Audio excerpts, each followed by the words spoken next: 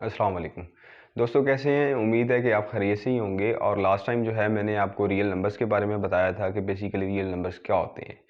और आपको ये भी बताया था कि रियल नंबर्स जो है basically set of rational numbers और सेट ऑफ इर्रेशनल नंबर्स की यूनियन हुआ करती है। और उसके बाद मैंने आपको बताया बेटे कि सेट ऑफ रैशनल नंबर्स क्या होते हैं और सेट ऑफ इर्रेशनल नंबर्स क्या होते हैं। आज जो है हम कुछ प्रॉपर्टीज़ जो हैं रियल नंबर्स की उनके बारे में पढ़ेंगे और नेक्स्ट वीडियो में हम इंशाल्लाह एक्सरसाइज स्टार्ट करेंगे। चलिए अब जानते हैं कि ये रियल नंबर की जो प्रॉपर्टीज़ हैं वो क्या होती हैं।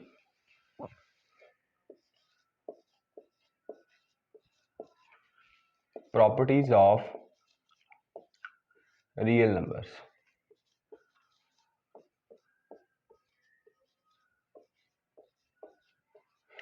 अब रियल नंबर्स की जो है प्रॉपर्टीज़ जो है ये तकरीबन 3-4 टाइप्स की कह लें होती हैं, और उनमें से इंशाल्लाह मैं कोशिश करूँगा कि ज़्यादा से ज़्यादा जो है इस वीडियो में कवर कर सकूँ। उसमें आप देखें कि फर्स्ट टाइप की जो प्रॉपर्टी होती है उसमें एडिशन लॉ होते हैं। एडिशन लॉज, ठीक है। और जो सेकंड टाइप की जो प्रॉपर्टी होगी वो बेसिकली आपके मल्टीप्लिकेशन लॉज होंगे।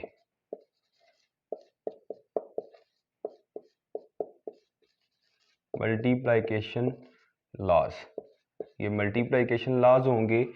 और जो थर्ड प्रॉपर्टी होगी वो आपके डिस्ट्रीब्यूटिव लॉज होंगे। मतलब रियल नंबर्स जो है ये बेसिकली डिस्ट्रीब्यूटिव लॉज जो हैं उन्हें भी सेटिस्फाई करते हैं। Distributive laws. और फोर टाइप पे, मतलब 4 स्टेप पे ये जो प्रॉपर्टीज़ जो रियल नंबर्स सेटिस्फाई करते हैं वो इक्वालिटी की प्रॉपर्टीज़ होती हैं। इक्वालिटी प्रॉपर्टीज़ या इक्वालिटी लॉज कह लें आप, जस्ट इजी है, इक्वालिटी लॉज कह लें। और 5वें नंबर पे जो चीज़ होगी आपके पास वो आपके पास ऑर्डर्ड प्रॉपर्टीज़ होंगी। रियल नंबर की ऑर्डर्ड प्रॉपर्टीज़ कह लें या आप ऑर्डर्ड लॉज कह लें। ऑर्डर्ड प्रॉपर्टीज़ या ऑर्डर लॉज। अभी देखें बेटे, मैंने एक स्केच ड्रा किया है, यहाँ से आपको समझना बड़ा इजी हो जाएगा कि जो रियल नंबर्स हैं वो कौन कौन सी प्रॉपर्टीज़ हैं जिन्हें वो रियल नंबर्स सेटिस्फाई करते हैं। उसमें फर्स्ट जो है वो एडिशन लॉज हैं। अभी इस वीडियो में इंशाल्लाह आप जानेंगे कि ये एडिशन लॉज क्या होते हैं। और सेकंड नंबर पे जो है ये मल्टीप्लिकेशन लॉज हैं। और इसी तरह से थर्ड नंबर पे डिस्ट्रीब्यूटिव लॉज हैं। 4 नंबर पे इक्वालिटी लॉज कह सकते हैं आप। और 5वें नंबर पे, 5th नंबर पे ऑर्डर्ड लॉज हैं। चलिए सबसे पहले जानते हैं कि ये एडिशन लॉज क्या होते हैं। फर्स्ट वाले को डिस्कस करते हैं, एडिशन लॉज। एडिशन लॉज क्या होते हैं। बेसिकली 5 तरह के एडिशन लॉज होते हैं, जिनमें सबसे पहले नंबर पे आपका आएगा कुलैयर लॉ। कुलैयर लॉ। और दूसरे नंबर पे आपका आएगा एसोसिएटिव लॉ। Associative law. और थर्ड नंबर पे जो है आपका आएगा आइडेंटिटी लॉ।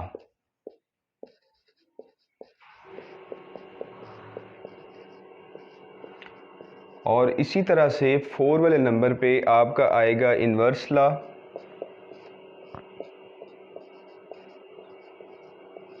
Inverse law. और 5वें नंबर पे आपका आ जाएगा कॉम्यूटेटिव लॉ।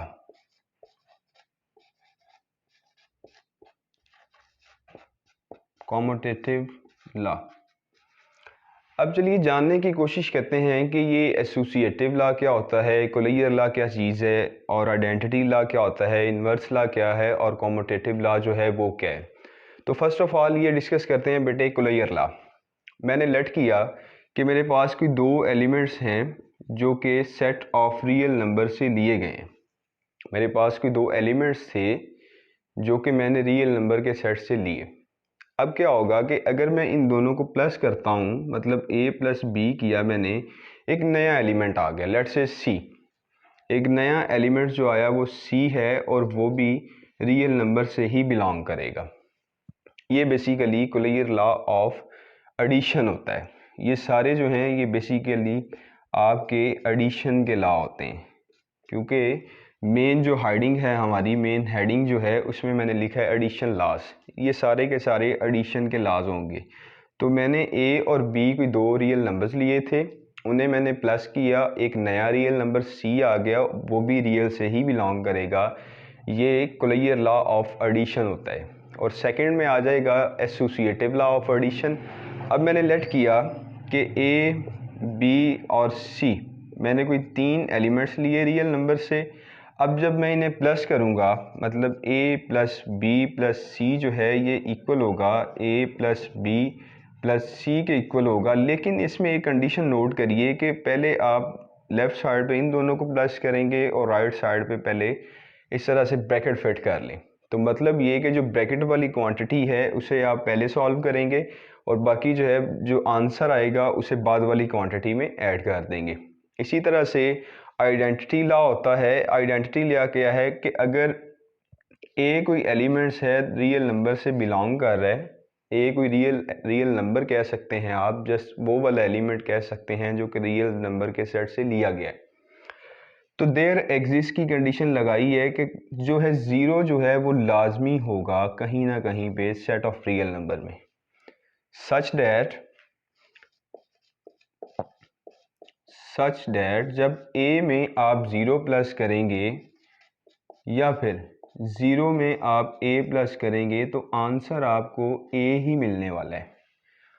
अगर आप देखें कि ज़ीरो एक ऐसा नंबर है इसमें जिसे हमने a में ऐड किया और a की वैल्यू पे कोई फ़र्क नहीं पड़ा, तो मतलब ये कि ज़ीरो जो है वो एडिटिव आइडेंटिटी होगी। ये आपने याद रखना है कि ज़ीरो जो है वो एडिटिव आइडेंटिटी होती है। ये आप याद रखें, एडिटिव आइडेंटिटी जो है वो ज़ीरो होगी आपकी, ज़ीरो आपकी एडिटिव आइडेंटिटी होगी, ये आप याद रखें। अब नेक्स्ट जो है वो इन्वर्स लॉ होता है। इन्वर्स लॉ ये कहता है कि अगर आपने कोई एलिमेंट ए लिया है जो कि रियल नंबर से बिलोंग कर रहा है, तो there exist minus a belongs to R. मतलब मैंने अगर ए कोई एलिमेंट लिया सेट ऑफ रियल नंबर से, तो माइनस ए जो है वो भी कोई ऐसा एलिमेंट रियल नंबर में होना चाहिए। जब मैं ए को माइनस ए में प्लस करूं या माइनस ए को प्लस ए में प्लस करूं तो आंसर मेरे पास एडिटिव आइडेंटिटी आए, मतलब कि ज़ीरो आए। तो ये जो है आपका इन्वर्स लॉ होता है। और जो फिफ्थ वाली प्रॉपर्टी होती है वो कॉम्यूटेटिव लॉ है। और कॉम्यूटेटिव लॉ कहता है कि अगर आप रियल नंबर से कोई दो एलिमेंट्स ले रहे हैं तो a प्लस बी जो है वो इक्वल होगा b प्लस ए के। मतलब a प्लस बी जो है वो b प्लस ए के इक्वल हुआ करेगा। अब इसे एक जनरल एग्जांपल से समझते हैं, ज़रा आपके लिए समझना इजी हो जाएगा। अब देखिए ज़रा, मैंने कोई एलिमेंट्स ले लिए 2 और 3, ये कोई दो एलिमेंट्स लिए जो सेट ऑफ रियल नंबर से बिलोंग कर रहे हैं। अब देखें जब मैं 2 प्लस 3 करूँगा तो आंसर 5 आएगा, तो 5 भी रियल नंबर में ही होता है। तो ये देखें ज़रा बेटे, 2 प्लस 3 जो है ये 5 आ जाएगा और 5 जो है वो भी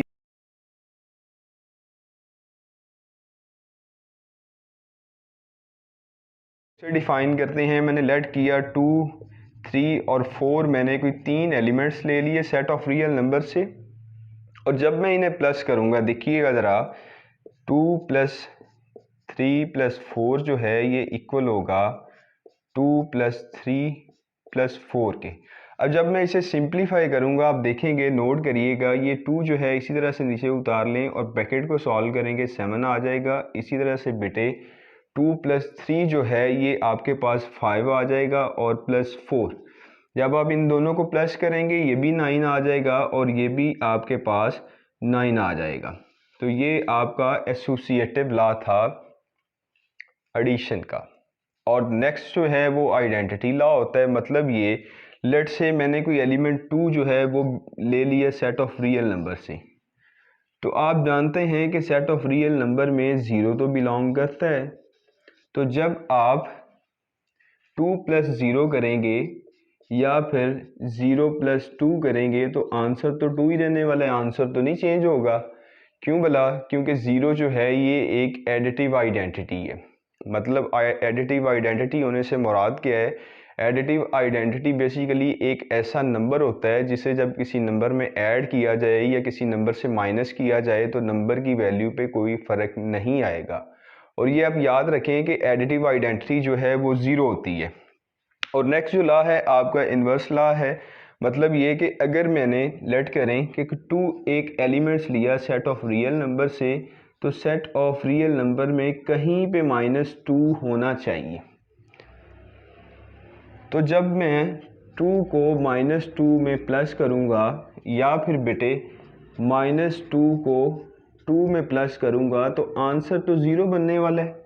क्यों भला? क्योंकि 2 में से 2 निकालेंगे तो ज़ीरो आ जाएगा, या -2 में +2 ऐड करते हैं तो आंसर तो ज़ीरो ही आएगा। इसी तरह से जो कॉम्यूटेटिव लॉ है उसे प्रूफ करेंगे हम।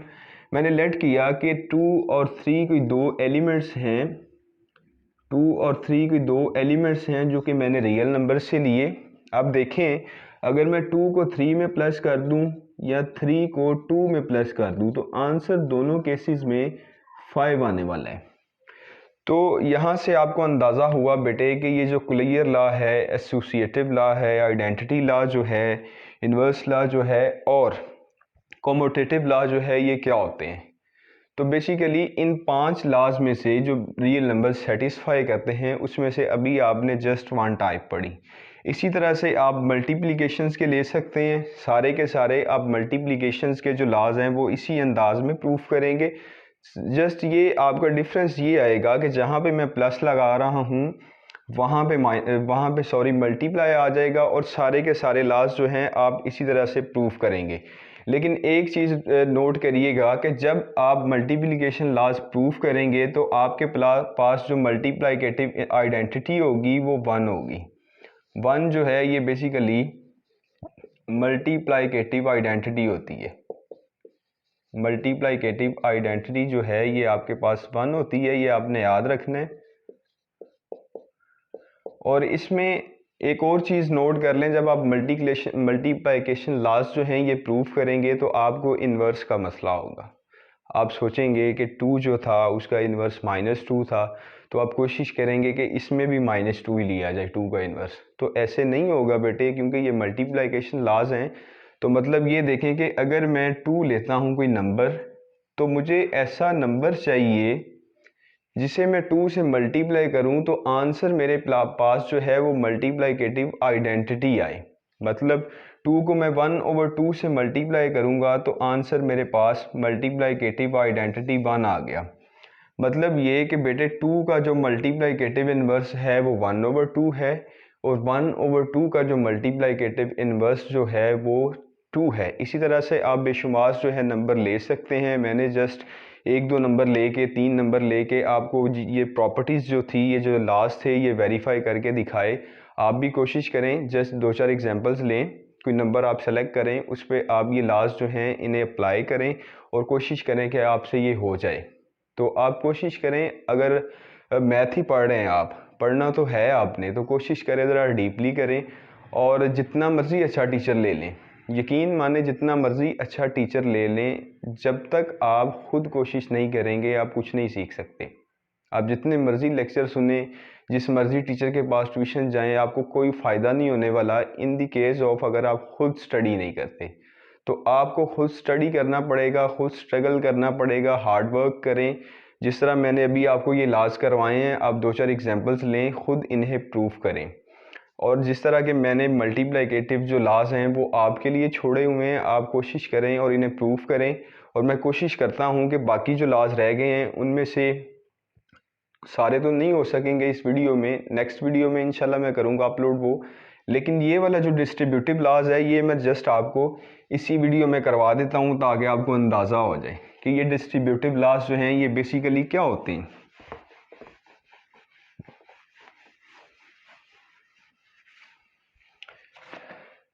अल्लाह अकबर। डिस्ट्रीब्यूटिव लॉज, डिस्ट्रीब्यूटिव लॉस जो है बेसिकली दो होते हैं। डिस्ट्रीब्यूटिव लॉस जो हैं ये दो होते हैं। अगर लेट करें कि मैंने ए, बी और सी कोई तीन एलिमेंट्स ले लिए सेट ऑफ रियल नंबर से, तो डिस्ट्रीब्यूटिव लॉस कहते हैं कि आप जब ए को मल्टीप्लाई करेंगे बी प्लस सी से, तो ये इक्वल आ जाएगा ए बी प्लस ए सी, इसके इक्वल। और ये जो है क्योंकि ए लेफ़्ट साइड से मल्टीप्लाई कर रहा है, तो इस वजह से ये आपका लेफ़्ट डिस्ट्रीब्यूटिव लॉ होगा। ये आपका लेफ़्ट डिस्ट्रीब्यूटिव लॉ कंसीडर किया जाएगा, माना जाएगा। इसी तरह से आप राइट डिस्ट्रीब्यूटिव लॉ भी प्रूफ कर सकते हैं। वैसे आपका जो इस लेवल पे अभी प्रूफ नहीं है, जस्ट इसी वजह से मैं प्रूफ नहीं करवा रहा, मैं जस्ट आपको बता रहा हूँ कि डिस्ट्रीब्यूटिव लॉज क्या होते हैं। तो अगर आप इसे इस अंदाज से भी कर सकते हैं, मतलब आपने किया b प्लस सी और इसे a को अब राइट साइड से मल्टीप्लाई करवा दें, तो चेंज क्या आता है, जस्ट आपने चेंज नोट करें, आ जाएगा ba प्लस सी ए। अब a जो है अगर आप देख रहे हैं वो राइट साइड से मल्टीप्लाई कर रहा है, तो ये जो है आपका राइट डिस्ट्रीब्यूटिव लॉ होगा, राइट डिस्ट्रीब्यूटिव लॉ। तो ये बेटे आज के लिए आपका काम था। उसमें मैंने आपको बताया कि ये सेट ऑफ रियल नंबर्स जो है ये किस टाइप की प्रॉपर्टीज़ जो हैं उन्हें सेटिस्फाई करते हैं, वो बेसिकली कितने टाइप्स की हैं। उसमें से मैंने आपको एडिशन लॉस बताए क्या होते हैं। एडिशन लॉस बताने के बाद आपको बताया कि आप मल्टीप्लिकेटिव जो आइडेंटिटीज़ थी या मल्टीप्लिकेटिव प्रॉपर्टीज़ जो थी सेट ऑफ रियल नंबर्स की, या जस्ट आप कह लें मल्टीप्लिकेटिव लॉस जो थे मल्टीप्लिकेशन के, वो कैसे प्रूफ करेंगे। और थर्ड मैंने आपको बताया कि डिस्ट्रीब्यूटिव लॉस क्या होते हैं। तो इंशाल्लाह नेक्स्ट वीडियो में बाकी जो है ये इक्वालिटी के लॉस जो होते हैं, जो ऑर्डर्ड लॉस होते हैं, इन्हें ऑर्डर्ड लॉ कह लें, ऑर्डर प्रॉपर्टीज़ कह लें, या फिर आप इक्वालिटी लॉस कह लें, या इक्वालिटी की प्रॉपर्टीज़ कह लें सेट ऑफ रियल नंबर्स की, वो इंशाल्लाह करवाऊँगा। और साथ में इंशाल्लाह कोशिश करूँगा कि एक्सरसाइज भी स्टार्ट की जाए, और कोशिश करिएगा कि जो हम वीडियो अपलोड करते हैं इसे आप प्रॉपर देखें, और इंशाल्लाह उम्मीद है कि आपको मैथ आ जाएगा। ठीक है, आप अगर आपको कोई प्रॉब्लम होता है तो आप हमें कमेंट में बता सकते हैं, हम आपकी खिदमत के लिए इंशाल्लाह हाजिर हैं। आज के लिए इतना ही, दुआओं में याद रखिएगा। अल्लाह हाफिज़, अस्सलाम वालेकुम।